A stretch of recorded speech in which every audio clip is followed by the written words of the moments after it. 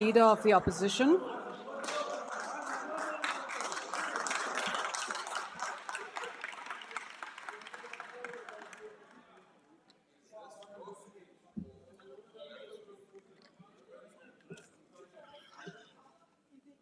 Thank you very much, Deputy Speaker. Honorable Deputy Speaker, honorable members of this august House, fellow South Africans watching at home, all MK commanders, cadres, and ground forces, I salute you. I rise today on behalf of Umkhonto weSizwe Party, the true voice of the oppressed, the forgotten, and the betrayed. Today we stand here not to decorate this chamber with empty words, but to deliver a clear message of defiance and truth.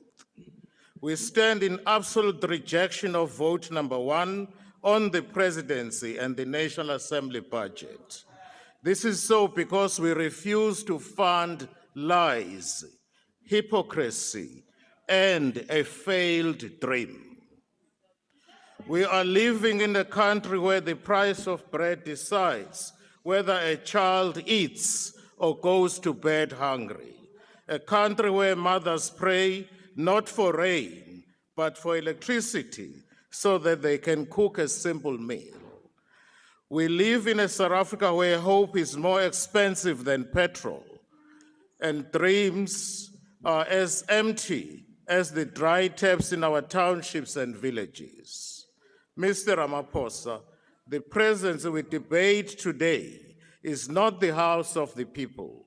It has become a fortress of a conflicted and compromised president, a president broken beyond repair, leading a nation shattered by broken promises and shattered lives.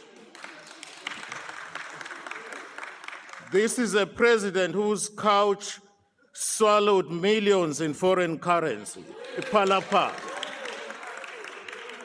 While desperate South Africans trying to survive by selling food on street corners are harassed, chased, and arrested by police, you, Mr. Ramaphosa, hide dollars like a hustler stashing stolen goods under a mattress. Honorable Schlope,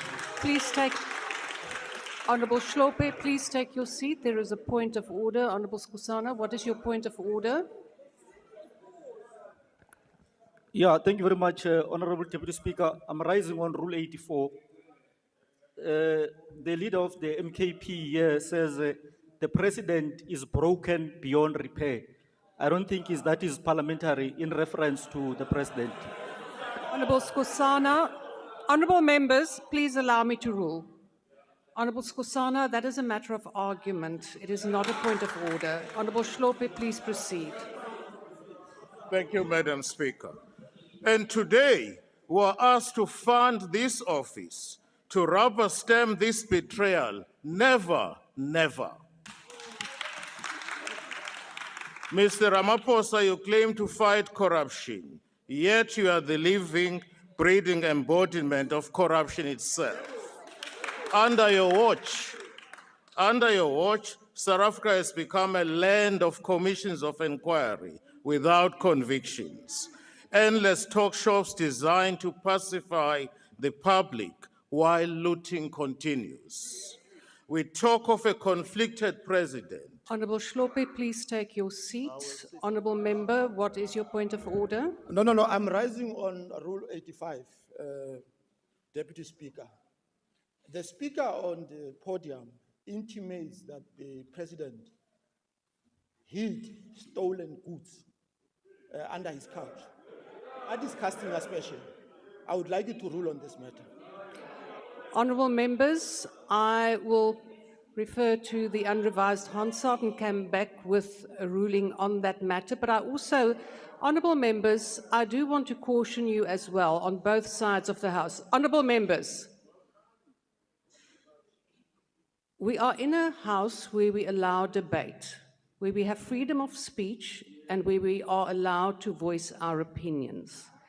But if you do not agree, that does not mean that you have to rise on a point of order every time you don't agree with it. And it goes for both sides of the House. So, honourable members, please refrain from spurious points of order. Honourable Shlope, please proceed. Thank you, Madam Deputy Speaker. We talk of a conflicted president. General Mkhwana is in a revelation that should shake the foundations of this parliament, expose the police, expose that the police are captured by criminal syndicates. SAPS is no longer a shield for the innocent. It has become a rented army protecting drug lords and criminal enterprises. But let us be clear, there are good men and women in SAPS, brave officers who protect our communities with integrity. These honest officers are being tarnished by a few rotten apples at the top. Recently, the head of crime intelligence and other senior officials were arrested, a sign of deep instability at the highest levels. Some even argue they were targeted for doing their jobs too well, which makes this arrest even more alarming and remarkable. The MK party stands firmly with General Mkhwanazi and all other government officials who stand for peace, justice, and the rule of law. We support those who expose the rot, no matter how high it goes.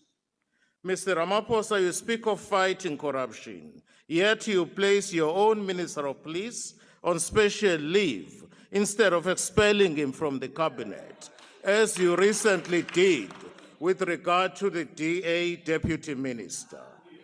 Other ANC ministers who have damning allegations leveled against them are simply moved to different portfolios.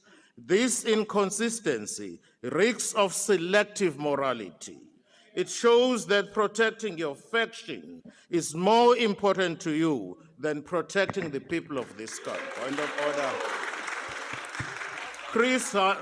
The late Chris Hani once warned, I quote, "What I fear is that the liberators would emerge as elitists who will drive around in Mercedes-Benzes and use the resources of this country to live in palaces and to gather riches," close quote. Under your leadership, Mr. Ramaphosa, this fear has become our daily reality. We talk of a broken country. Empty vessels make more noise. We talk from a broken country. ESCOM is broken. Transnet is broken. Prasta rusted and dead. SAA looted into a carcass. Denel a ghost of his former self. Municipalities bankrupt and drowning in sewer. While the people cry for service delivery, Mr. Ramaphosa's government delivers only excuses and consultants' invoices. The so-called government of national unity is nothing but a government of national convenience, a marriage of political opportunists who cannot agree on basic bread and butter issues, but unite to protect their seats and their stomachs. The DA and the ANC, under your leadership, now sleep in the same bed, under the same blanket of white monopoly capital. The same DA once spat on the Freedom Charter. It now shares cabinet space and dinner tables with your ANC. You call it unity, we call it treachery. Now we hear of your so-called national dialogue. Let me tell the people of South Africa what it really is. It's not a dialogue for the nation. It is an ANC election campaign funded by the taxpayers' money. Mr. Ramaphosa, you lead today a broken ANC, a party with the lowest membership in decades, a party that has lost key metros, a party that has become a mere shadow of its once proud self. Branches are non-existent, communities are leaderless, and the people have lost faith in you. But let us be clear. Let us be clear, this is not an accident. Your Order, honourable handlers and members, puppet order. masters behind the scenes planned this Order, honourable betrayal all members. along. They are using you to destroy the ANC from within. Honourable